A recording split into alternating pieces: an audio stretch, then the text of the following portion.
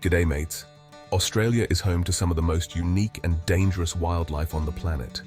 Whether you're exploring the outback, diving in the Great Barrier Reef, or hiking through lush forests, it's crucial to know how to handle unexpected encounters with wild animals.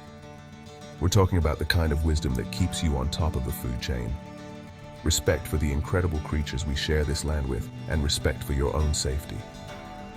So, whether you're a seasoned pro or a first-time visitor, pay attention. Here are 12 essential tips to survive animal attacks in Australia. First things first, when you encounter a wild animal, imagine you just saw me walk in wearing those tiny shorts from Rush. Don't freak out. Seriously though, staying calm is your biggest weapon. An animal can smell fear. It's like a dinner bell to them. Take a deep breath. Channel your inner Zen master, whatever it takes. The more in control you are, the better your chances of walking away from this encounter. Let's make sure you leave in one piece, yeah? This one's especially for dingoes and wild dogs. But trust me, looking bigger is always better. Puff up your chest, raise your arms, maybe even a dramatic cape flourish if you're feeling fancy. You suddenly become a much less appealing target. Now, I'm not saying you need to challenge them to a pose-off, but trust me, size matters. You want to send a clear message. I am not afraid. I am a force to be reckoned with. Alright, this is crucial. Never, and I mean never, turn your back on a wild animal. Instead, channel your inner matador, without the red cape of course, and back away slowly and calmly. Keep your eyes on the prize, or in this case, the potentially dangerous creature. The goal is to create distance without looking like prey. Chapter 4. Eyes on your own paper. Direct eye contact can be seen as a challenge, and trust me, you don't want to start a staring contest with a croc. Keep your gaze neutral, maybe a casual glance to the side, but avoid that laser focus. You're aiming for respectful bystander, not dinner challenger. Chapter 5. Barriers are your best mate. Sometimes you just need a little something between you and a set of sharp teeth. A tree, a rock, even your backpack can be a lifesaver. It doesn't have to be impenetrable, just something to slow them down and give you those precious extra seconds to make your escape. Chapter 6.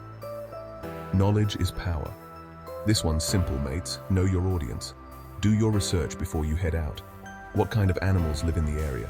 What are their habits? What sets them off? Knowing your enemy is half the battle. Chapter 7. Pack it in.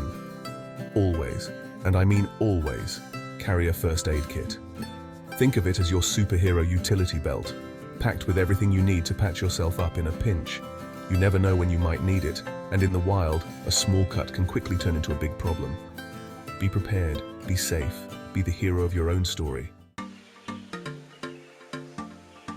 Chapter 8. Make some noise. When you're hiking in the bush, remember this.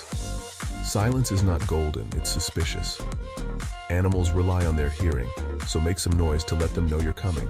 Talk to your mates, sing a song, or if you're feeling really adventurous, try your best Thor impression. Give them a heads up. Let them know you're not trying to pull a fast one. Chapter 9. Don't be a feeder. Feeding wild animals might seem harmless, even kind, but trust me, it's a recipe for disaster. When you feed them, they start associating humans with food, and that's when things can get messy.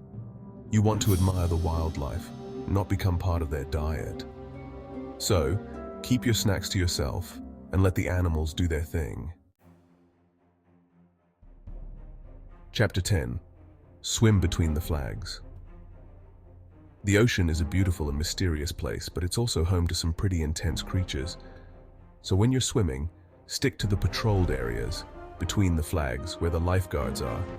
They're like the Avengers of the sea, trained to handle anything that swims their way. Chapter 11. Suit up. Heading into areas known for venomous snakes or spiders, then gear up, mate. Think of it like putting on your superhero suit, but instead of vibranium, you've got thick socks and sturdy boots. Protect yourself, cover up, and be mindful of where you step. Chapter 12. Call for backup. Always, and I mean always, have the local emergency numbers handy. In a crisis, every second counts. Knowing who to call can be the difference between a good story and a tragic one. Outro, stay safe, mates. While Australia is a beautiful and adventurous place, it's important to respect the wildlife and be prepared for any encounters. By following these tips, you're not just increasing your chances of survival, you're showing respect for the incredible biodiversity of this country. So go out there, explore, have an amazing time, but most importantly, stay safe and enjoy your adventures down under.